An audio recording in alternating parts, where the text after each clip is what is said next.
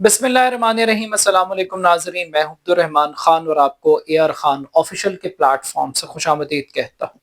नाज़रीन, क्या पाकिस्तान और भारत के दरमियान मुज़ाकरात मोदी की शराइत पर होंगे?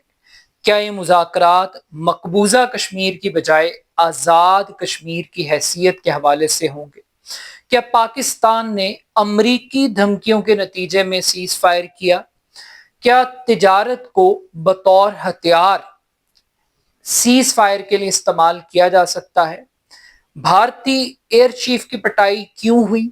आज के इस वीलॉग में इन चंद बुनियादी नुकात पर हम बात करेंगे।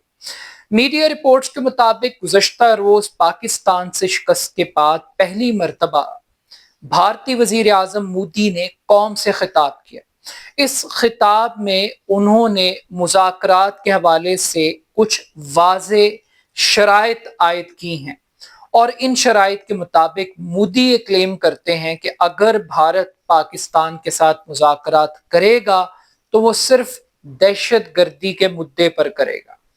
अगर ये मुज़ाकरात होंगे तो वो सिर्फ आज़ाद कश्मीर की हैसियत के हवाले से होंगे।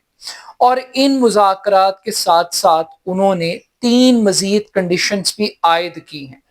वो ये क्लेम करते हैं कि टेररिज्म और ट्रेड ये इकट्ठे नहीं चल सकते। मोदी ये कहते हैं कि टेररिज्म और टॉक ये इकट्ठे नहीं चल सकते, ये नहीं हो सकता। मोदी ये क्लेम करते हैं कि पानी और खून ये एक साथ नहीं बह सकता, यानी कि वो मुज़ाकरात को, तिजारत को और पानी के मसले को जोड़ रहे हैं दहशत गर्दी के नुक्ते के साथ। और ये भारत का एक पुराना स्टांस है। भारत हमेशा इस चीज को हाईजैक करता है, मुज़ाकरात को दहशत गर्दी के पैराडाइम में डिस्कस करता है। वो कभी भी जनरलाइज किस्म के सब्जेक्ट्स के ऊपर पाकिस्तान से गुफ्तगू नहीं करता। एक तवील अरसे से दहशत गर्दी भारत की एक फ्रंट लाइन बनी हुई है। अब मोदी तो मुज़ाकरात के लिए दहशत गर्दी और आज़ाद कश्मीर के मुद्दे पर बात करना चाहते हैं। एक ऐसे एनवायरनमेंट में जब सीज फायर हुआ तो पाकिस्तान के अंदर ये तवक्को की जा रही थी कि पाकिस्तान चूंकि जंग जीत चुका है तो अब पाकिस्तान अपर एज के ऊपर है। पाकिस्तान अपनी टर्म्स एंड कंडीशंस के मुताबिक भारत के साथ बात करेगा और ये पाकिस्तान की बहुत बड़ी कामयाबी है कि आज अमरीकी सदर भी कश्मीर के मसले को हल करना चाहता है। मगर जिस कश्मीर की बात ट्रंप कर रहे थे, जिस कश्मीर की तवक्को पाकिस्तान कर रहा था, मोदी उस कश्मीर पर बात नहीं करना चाहते। मोदी बात करना चाहते हैं उस आज़ाद जम्मू कश्मीर की जो पाकिस्तान के कंट्रोल में है, जो पाकिस्तान की एक तरह से टेरिटरी कंसिडर होती है, उसके एक स्पेशल स्टेटस है बाकायदा तौर पर। तो वो उस आज़ाद कश्मीर की वो बात कर रहे हैं। तो क्या पाकिस्तान मकबूजा कश्मीर की बजाय आज़ाद कश्मीर के ऊपर बात करेगा? तो मेरा ख्याल है कि वो बिल्कुल बात नहीं करेगा। तो बुनियादी तौर पर मोदी क्या कर रहे हैं? मोदी एक डैमेज कंट्रोल कर रहे हैं, अपनी कौम के मुराल को बूस्ट करने की कोशिश कर रहे हैं। मोदी अपनी जो शिकस्त है उसको समेटने की कोशिश कर रहे हैं और राह फरार इख्तियार कर रहे हैं मुज़ाकरात से। और मोदी ऐसी कंडीशंस लगा रहे हैं जिसकी बुनियाद पर मोदी क्विट करे ना करे, पाकिस्तान को क्विट करना पड़ जाएगा। अब क्या अमेरिकन अपनी सालिसी की उस कंडीशन के ऊपर गौर करेंगे? हाँ, एक चीज बड़ी इंटरेस्टिंग है कि मोदी ने तीसरे फरीक की मौजूदगी में मुज़ाकरात के हवाले से कोई बात नहीं की। इसके साथ साथ मोदी ने कुछ और बातें भी की। मोदी ने क्लेम किया कि ये न्यू एज वॉरफेयर है और अब टाइम आ गया है कि मेड इन इंडिया जो डिफेंस इक्विपमेंट है वो अब दुनिया को दिया जाए, उसको मार्केट किया जाए। यानी वो ये साबित करने की कोशिश कर रहे थे अपने खिताब के अंदर कि भारतीय फौजों ने इतना जबरदस्त परफॉर्म किया है, वेपन्स ने, टेक्नोलॉजी ने, कि उनकी कारकर्दगी देखकर अब दुनिया ये पूछ रही है कि भाई साहब ये भारत के हथियार हमें मिल सकते हैं। वो मोदी जो 2019 में اپنا منہ کالا کرانے کے بعد ابھی نندن کی شکل میں یہ کہتے ہوئے ہمیں دکھائی دے رہے تھے کہ اگر ہمارے پاس رافیل طیارے ہوتے، فرانسیسی طیارے ہوتے تو بھارت کو شکست نہ ہوتی۔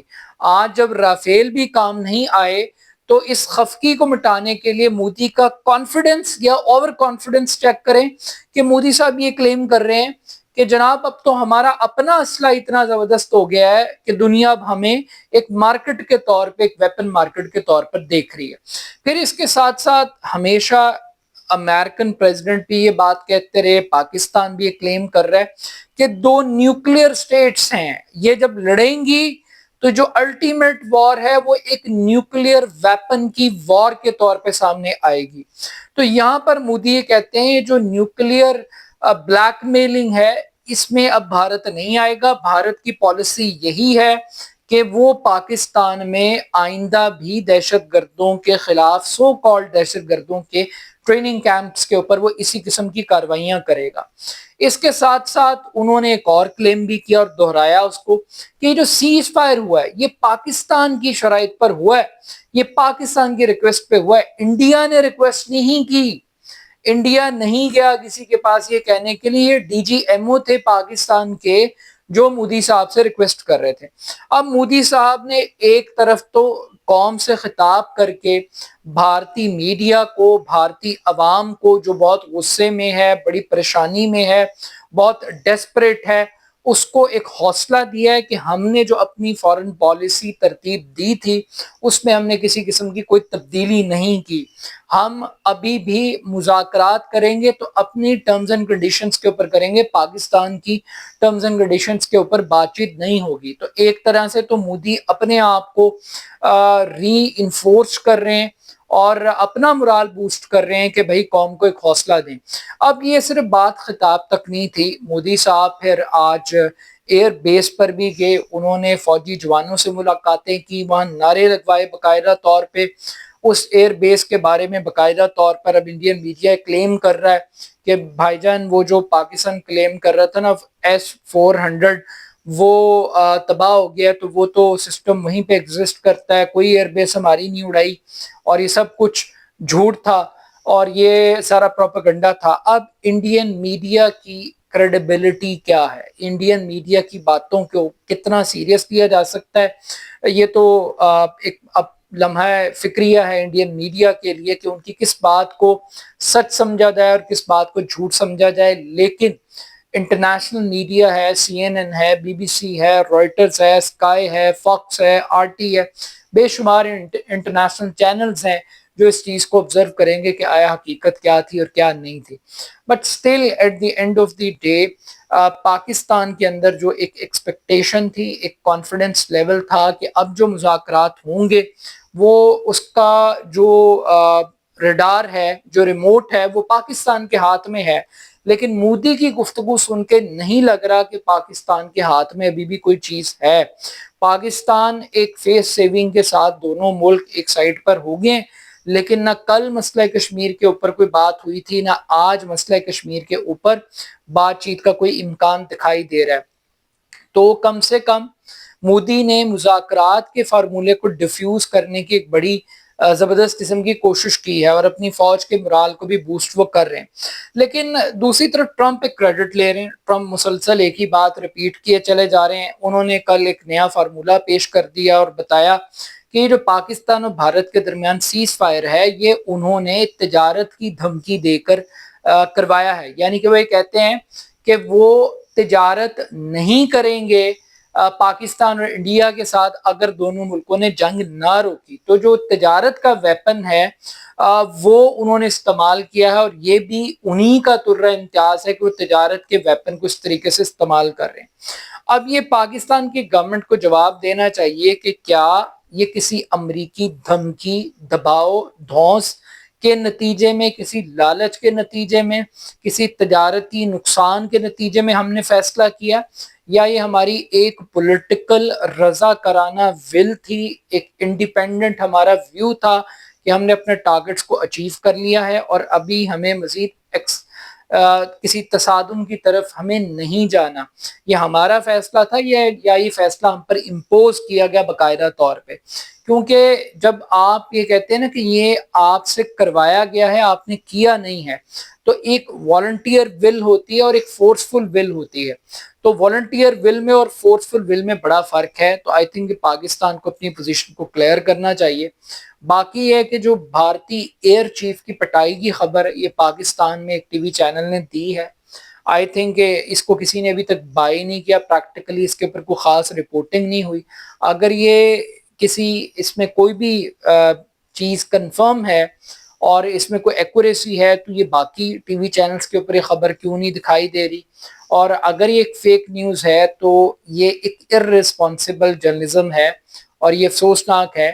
تو اس حوالے سے کچھ کلیئرٹی پاکستان کے دیگر ٹی وی چینلز کو، میڈیا کو بھی دینی چاہیے.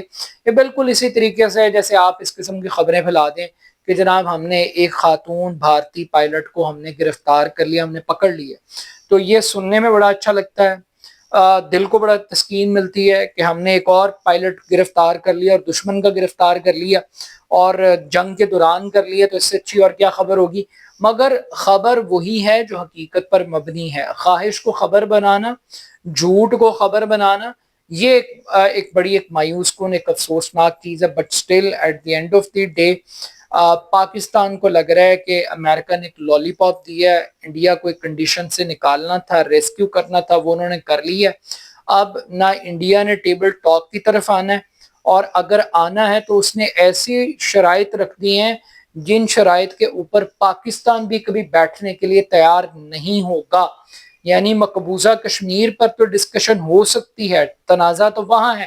ایک آزاد کشمیر کو تنازع بنانا، اس کو ایک کنٹروورسی کی شکل دینا، یہ ایک بہت بڑی چالاکی ہے اور ایک بہت بڑا کارڈ کھیلنے کی کوشش کی ہے. But still at the end of the day Pakistan تو پہلگام پر بھی بات کرنے کے لیے تیار تھا، پلوامہ پر بھی بات کرنے کے لیے تیار تھا، پٹھان کوٹ، اڑی، بامبے اٹیک، سب معاملات پہ پاکستان بات کرنے کے لیے تیار تھا.